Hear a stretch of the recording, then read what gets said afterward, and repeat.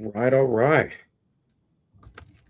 Looks like we are live and in action. What's going on, everybody? Thank you so much for joining us on this Saturday morning. And I have the absolute pleasure to be with TeKay Brown. And we're going to get into who TeKay is and all the amazing leadership work she is doing out here in the world. But those of you who are not familiar with the organization, so I am Lawrence Henderson, president of NAAAHR-Atlanta. We are Atlanta-based organization focused on the uplifting and upskilling and enhancing of leaders of color, particularly Black African Americans, and have been doing so for the better part of 2 decades. And again, the biggest part here is upskilling. Now, are we an exclusive organization? No, we're not. We are about building foundations, not only for your leaders, but for us to be better for you inside and out. And so today we have professional development opportunity. TeKay is one of the leaders that we connected with through community engagement forums like ATL Takeover Week last year. And we're reconnecting to bring her expertise, her leadership, and just all the things that she has to the world and that she's doing work with current clients. In this conversation about raising your conflict capacity and what it even means. But before we get into that, TeKay, please introduce yourself, who you are, where you are, what you do, and then we'll dig into the conversation. Thank you. A wonderful good morning. Hey there, Dr. Henderson. Can I call you Doctor this morning? You can call me Doctor. Well, thanks so much first, Lawrence, for having me here this morning. It is certainly a pleasure. You're right. It was my introduction, and that takeover, ATL Takeover, was a wonderful introduction. That was an absolute week that we spent together. I'm still talking about that time. But yes, good morning, everyone. My name is TeKay Brown. As he's mentioned, I am the owner and founder of Brownstone Mediation Services. We are a non-traditional HR, and I like to say HR in the realm of human relations, where we work on workplace dynamics. I've been in HR almost 2 decades now. June will make 20 years in sectors across corporate, military, nonprofit, education. I've been in the conflict space since about 2012, and as a conflict professional and mediator, I help organizations navigate what most teams struggle with, and that's things around tension, misalignment, and conflict. How to have those hard conversations that most leaders and most people avoid. And so I sit at the intersection of HR and human behavior. And so a wealth of a laundry list probably of certifications and background and degrees and things like that, certified in HR, the SCP, the PHR, DEI, tons of mediation certifications and things of that nature. And so I'm just happy to be here and have this conversation about conflict capacity that I am having worked in all of those sectors. The one consistent theme that I saw, Dr. Henderson, across the board was when problems and issues arise that myself as an HR leader or leaders I was supporting, it always tied back to the leaders or the individuals, the associates and employees' inability to manage conflict. And so that's how I landed in this space. Yeah, I'm glad that you ground us here before we move forward, because the biggest portion here is, and those of you who are watching us live or who are watching the replay, just dropping into the chat, when you hear the word conflict, what emotions come up first? And what does that reveal about your leadership? And so like thinking about that as a grounding question, because when we hear conflict, and what you're already addressing is having the capacity for conflict, which to me insinuates that this is not just something to manage, but it can be leveraged and utilized as fuel to move us forward. But any bullets you have on there, but can you first ground us, TeKay, with what does it actually mean to have conflict capacity? Oh, and I love that question. That's really good. The conflict capacity really is how we show up. It is the ability to stay present, stay clear when things get uncomfortable, right? How do we manage our own conflict so that it doesn't get in the way of the things that we're trying to do around that particular issue? And so conflict is exactly what it sounds like, the capacity to manage conflict. And so it's simple. I'm not making things so complex, but it is the way that we stay in the issue, stay in the problem, and don't allow our emotions and our triggers to get in the way of managing the thing. We Oh, have been conditioned. I like how you introduced that question. We have been conditioned to think about conflict. When we think about conflict, we've been conditioned to think of it in poor ways, right? But conflict should be leveraged. It simply is a need not being met. And so when mhm. we condition how we think about just the definition of conflict, it signals, it's an indicator that Lawrence values that issue, that thing, that problem as much as I value it. And so as soon as we both could come to how we approach our perspective, what we think about how the issue that we're trying to resolve, and we think about it, you care about it, I care about it, Mm. then we get out of the space of wanting to protect our own self-interest or whatever it is that we're trying to prove or gain. And so conflict is a need not being met, and conflict There it is. is being able to manage that effectively. Hmm. Okay. So you already got me gassed up now. So last year I spent a lot of time in getting my trauma informed professional coaching certification.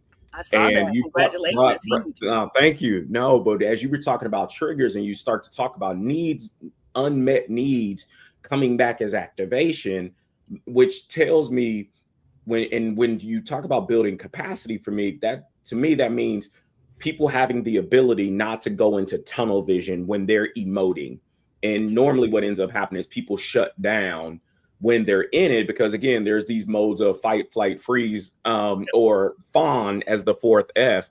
And like some of my buddies, Dr. Kimia Saraf and the team, they say, you turn everything into a face-eating bear. When, like you said, it was like when you just have an unmet need, but you don't know how to actually ask for what it is that you need, or take a time out long enough to let your stuff settle before re-engaging with employees. So how do we turn this into a culture that is not conflict avoidant, but someone that invites and normalizes dissent? How do you even get that process started to become that type of org? Well, the first thing we have to do is understand that conflict is not the problem. There it is. Conflict is not the problem. And when I Mhm. train on this, I literally have people repeat, conflict is good, Mhm. because we have to hear it, see it, feel it to believe it. Mhm. Conflict is not the problem. The inability of leaders and organizations to manage the conflict is what is the problem.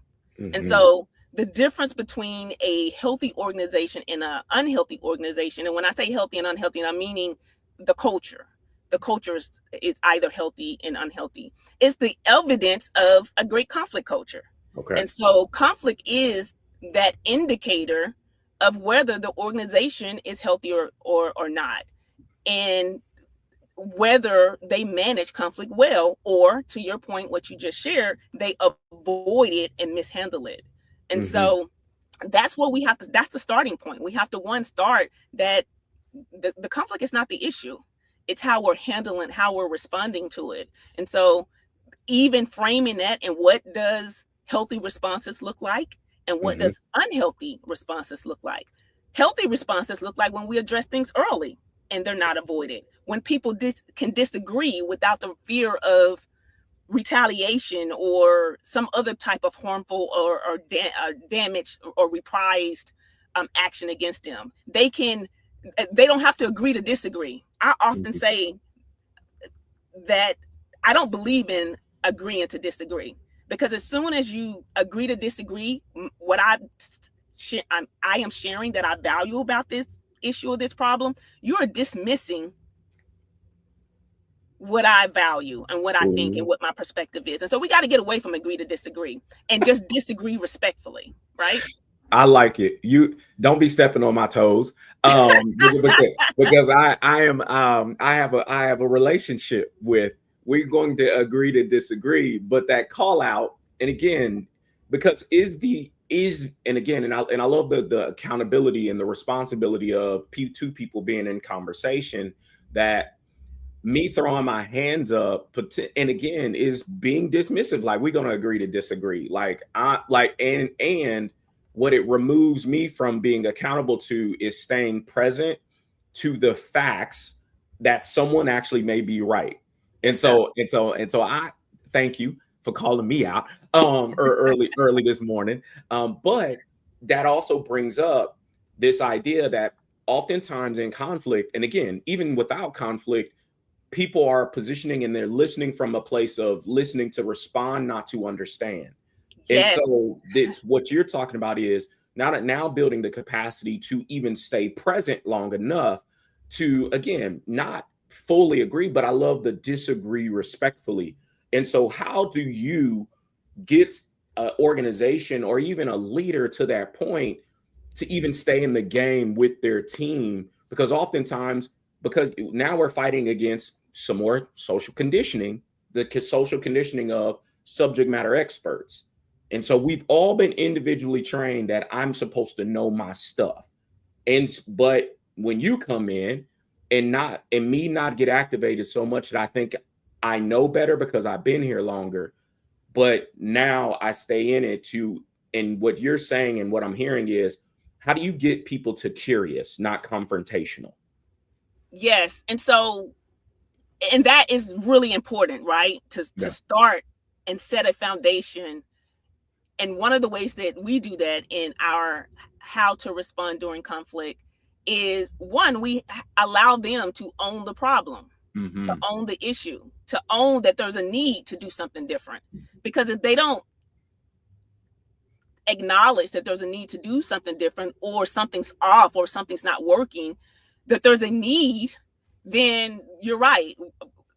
Myself coming in and working is just going to be talking at them instead of working with them. And so, one, starting off with the acknowledgement of, and usually that work is already done, because if they're calling, knocking on my door, then they've already identify that they have an issue or problem. So typically that work kind of takes care of itself. But then we start, the next layer of that is encouraging them and reassuring them it doesn't mean that they're a bad leader. I did a training yesterday for a group of manufacturing, local government, and trade professionals, and I stuck on the wall all of these ways that leadership leaks as it's associated with conflict: misalignment, conflict avoidance, inconsistency. And I had them all stand in a corner. This is how you're leaking. First, I had them decide which way do they believe that they're leaking leadership associated with conflict. And so once they identify, I didn't say it, they said it, because they went and stood in the corner.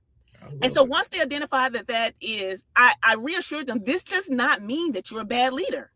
It means that there's an area of opportunity. And let me help you understand how conflict operates and conflict works.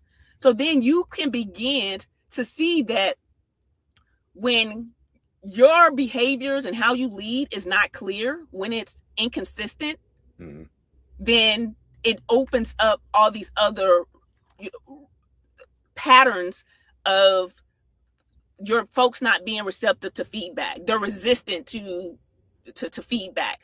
They're low engagement. All these issues that show up. Attendance. It's usually is a need not being met. And what we just said is conflict. Yeah. And conflict not being a need not being met. Yeah. And so that's how we start. We have to start internal. Mm-hmm. Iyanla Vanzant said, you got to do the work yourself, right? So once we start doing the work ourselves, we can begin to start doing some of this organizational work and this teamwork. Yeah, I love Miss Van Zant made an appearance in the conversation today, because she be thug like, she be like flicking people in the forehead, like, you gonna get this work.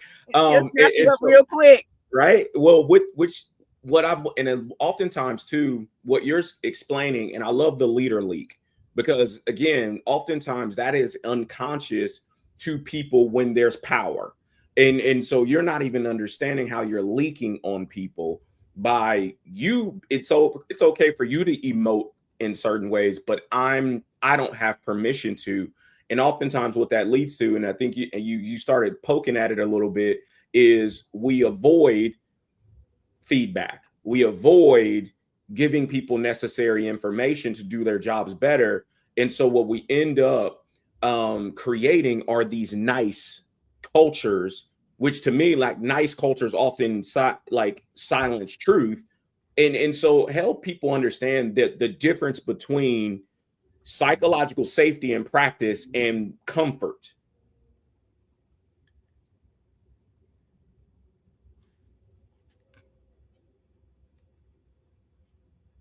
Oh, did I lose you? Okay, you're Did you? back. Okay, okay, I lost. So my question was, can you help people understand like it's not just about building nice cultures, but the difference between creating psychologically safe spaces for conflict versus the ones that protect comfort? You froze again, Lawrence. Did I? Boy, and I'm asking a good question too. It must not want me to get this good question out. So the difference between psychological safety and people that are comfortable. The difference between psychological safety and people that are comfortable. Well, we know that there is no growth in comfort, right? And people are not going to be their authentic selves if they do not feel safe to do so. Mm-hmm. If you ask me a question and I know your behavior is for you to pop off, to be erratic, to be emotional, why would I ever choose to really tell you? Why would I trust you to handle me well? Right? And so we have to create a space for we can have candid and open dialogue. Conflict, the only way to manage conflict is to be able to communicate around it. You can't fix anything you're not willing to talk about. And so we have to be able to understand that in order to create that space, that psychological safety, where people can talk about things that they can take ownership of fixing, then we need to create a level of trust so people can engage and be truth bearers, can be reassured that nothing harmful or the issue will not continue to escalate worse than it already is. And so that circles and centers and drives us right back to psychological safety. I'm not going to show up if I know the reaction to me showing up or how I need to show up. Again, need is going to be, it's not going to be good for me. Yeah. So one thing you've been poking at here is there being potentially a paradigm shift for organizations. And that paradigm shift being leaders' behavior. And again, this isn't about behavior modification, but this truly is leaders gaining the capacity and upskilling, the ability to hold space for someone who is saying, ouch, which in conflict, that's signaling something being harmed, a need being unmet, or whatever the ouch is. It may be, I don't understand. And again, the top of psychological safety is, it's safe for me not to know, safe for me to ask questions, but then also safe from your backlash, and it's the bias of cursed knowledge and you making me feel bad that I don't know. So how do you help leaders begin to use their authority and identity in the right ways that support building conflict capacity? Well, first we have to attach it to impact. There it is. What is the outcome? How is it showing up? And so once leaders could see how they are showing up, and oftentimes there's this dissonance between what I believe and think and feel how I'm showing up and what others are experiencing. And so first, allowing and helping leaders to understand these behaviors. And the number one for leaders is avoidant behaviors. Most organizations just don't have a conflict problem. They have an avoidance problem, meaning avoidance patterns of issues and that never get addressed. That means delaying the hard conversations. That means choosing to be comfortable instead of being clear about what I need for leaders to do. And that's for us as HR. How often do we have managers come to us and say, I need you to go fire, I need you to go counsel, I need you to go coach my employee? When we really as HR professionals should be coaching counseling and helping to develop the leaders to be able to do those things. And so avoiding behavior showing up in, I hope the issue will get better. I hope the issue will resolve itself. Or as our leaders that we support, over relying on us as HR professionals to do the thing. Knowing and seeing and feeling when there's tension. We see that those two HR, that leader and that senior leader, or that employee and that team leader, we see them not getting along, or their personalities not meshing well. We see the tension. And yet we don't address it.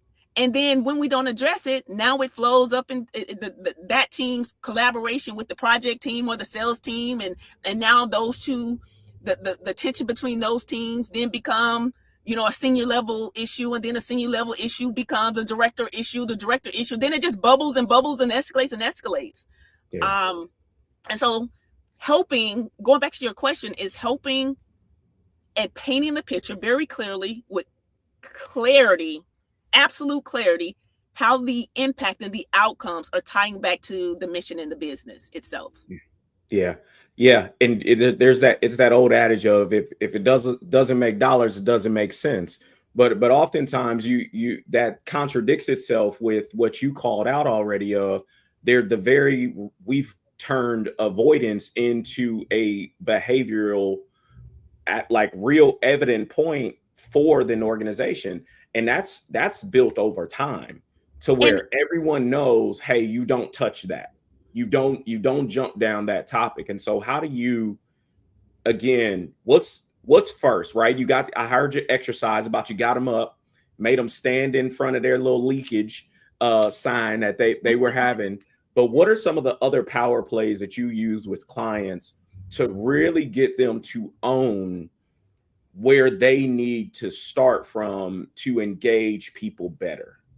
Yes, that's a good question. I want to say something. You said something a minute ago, just a second ago, in that over time. I want to add to that and footstone that avoidance is not neutral, right? And so you think it's small, or you think it's not a thing. Avoidance is a leadership decision.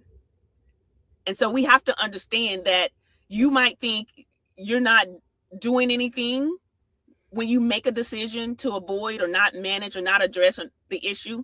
It's sending the message that it's not important, or I'm leaving it to you to figure out. And the way they might figure it out may continue to escalate, and to your point, what we said a moment ago, continue to escalate the issue and cost the organization overall. And so avoidance is a leadership decision. So we need to, I want to foot stomp that. But going back to your question of some of the other things that we do, one of the most successful ways of going into the organization is for them to acknowledge what the issue is.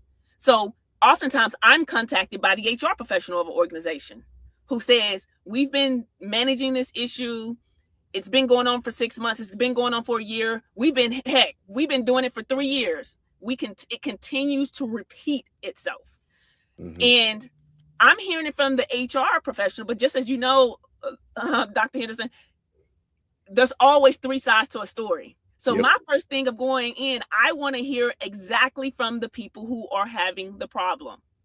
And oftentimes I will elicit that information, obtain that information in a very anonymous way. And it might look different from every organization, how we gather anonymously. It might be through a survey. It might be through me going and setting up a team meeting and doing it through a survey type way. So any type of way I can get the information. And once we get the information, we put it back in front of them. It didn't come from HR. It didn't come from TeKay, the consultant. It didn't come from your senior leaders. It came from you. And most often, they're more willing to be candid when they know no one can discern who it came from. And once I put it back in front of them, the next level is to ask them, well, do you agree with it? Do you agree with Dr. Henderson said? Even though they don't know that Lawrence was the one who said it. They just know the whole team said it. Someone on the team said it. And so once we get clarity on and an understanding, a collective understanding that yes, this is an issue, or no, this is not an issue, and if we don't, well, why isn't it an issue? Or what if it was an issue? So we kind of work through that. And so once we're clear on the issues, then we begin to work and navigate around how to fix it and how to fix it together, how to collaborate. Not TK coming in saying, because at the end of the day, that's part of our problem as well. Oftentimes as leaders, our first thing is to get in there and try to fix. There it is to react. The people closest to the problem are the people who have to fix the problem. There it is. Say that one again, TK. You can't let that just drop like that. Say that one more time. And then you got to attach, what is the significance of the people closest to it being the ones to address it? Absolutely. Absolutely. You can't fix problems for others. They have to own it and fix the problem themselves. We can just help them, give them the skills, give them the tools, give them the training. They have to own it themselves. I always say, take 100% of your 50%. Whenever there's an issue, there's often say, well, I'm not the one and I didn't say it, I didn't do it. But how are you responding? How are you reacting? What do you think about it? Is your thinking negative about it? What is your 100% of the 50%? And so helping people to own their own stuff is how we really, really support them. I love it. I love it. So in one, as we would start coming down the home stretch on this thing, we kind of danced around it, and you've hit some really amazing points on what happens if we don't address it. But in an organization, whether nonprofit, for profit, they have a clear mission. And again, whether that's more ability to touch communities, more ability to sell products, or whatever it is, what is the cost of avoidance? Lawrence, I am gonna hop on my phone. I just got my battery's about to shut down. It's eating up. I got you. I'm waiting on you to jump in. This is really live, folks. This is really live. This is real live, all the way live. All right, come. I'll be waiting on you to answer that question.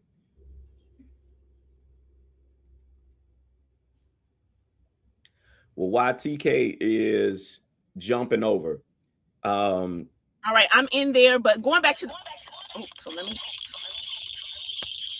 Okay, where you? Oh, I see you. Boom, and then I'll remove this one from the stage.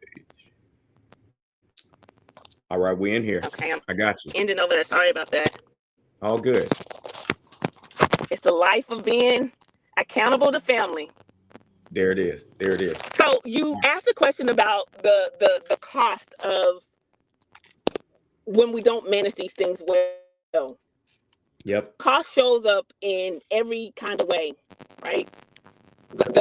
For us as HR people, when we're supporting organizations, the first thing comes in, most of our leaders coming in our office, is they're showing up saying that so-and-so is not showing up, attendance, or they're coming to us saying so-and-so is not performing, performance issues. And we know individual performance issues bubble up to team performance issues, team performance bubble up to TK.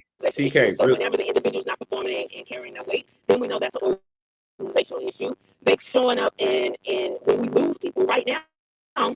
If you ask anyone that's in the workplace, one of the hardest things to do is find good people. So everyone is struggling trying to find good people. And so retention is impacted. So when we leave conflict and tension, all these things unaddressed, and I would even say this, people don't leave people.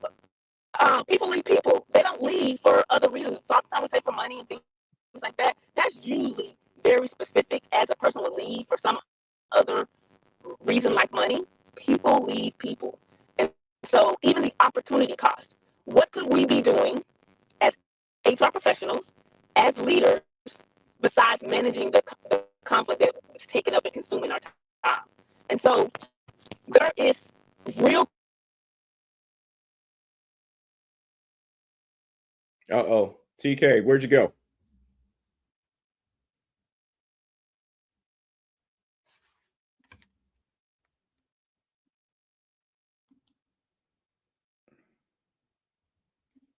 TK, you there? All right. Well, I'm going to see if TK can come back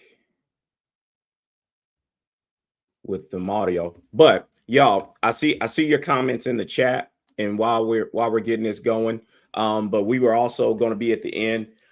So y'all, thank y'all so much for dealing with the beauty of live when it comes to talking to leaders on LinkedIn Live, and of course, at Georgia Weather is doing what Georgia Weather does, and so causing my internet to glitch as well. But y'all, so Dr. Susan, I appreciate your comment about avoidance erodes trust, decreases productivity, and turnover lacks confidence when engaging.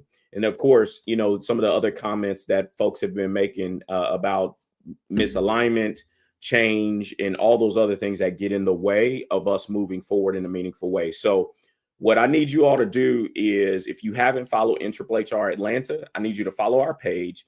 I need you to ensure that you reach out to one of our membership folks, one of our board members, to really seek how to get involved with our local chapter, and really lean into the things that we're doing here in Atlanta. So thank y'all so much for joining us this morning. Please connect with TeKay. We'll make sure all of her links to her business, to her services, to her resources are all in our chapter page, but also connected across social media. So y'all know how to get TeKay inside of your organizations, supporting you and your leader leakage, and all those things that happen. So have a great rest of your Saturday. We look forward to seeing you all at an upcoming event very soon, to include an April 30th event, the State of HR here local in Atlanta. So until then, have a great weekend, and we will see you all soon.